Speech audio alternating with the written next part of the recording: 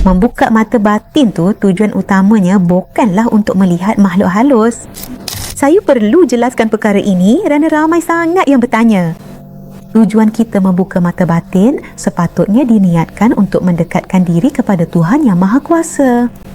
Supaya penglihatan kita lebih tajam, firasat kita lebih kuat, agar lebih mudah memahami isyarat alam semesta. Intuisi kita menjadi lebih tajam, firasat kita menjadi lebih peka dan membuat keputusan menjadi lebih bijaksana. Jika ada orang berniat jahat, kita boleh menyedarinya.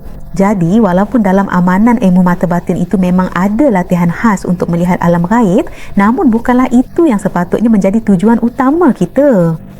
Jika tujuan anda hanya melihat hantu sahaja, bermakna anda cuma ingin tahu. Dan kebanyakan orang yang ingin tahu apabila melihat makhluk halus malah terus berasa takut. Namun, jika niat anda sudah betul, hati anda sudah mantap dan bersedia untuk bersungguh-sungguh, boleh hubungi nombor di bio untuk mendapatkan amalan ilmu mata batin.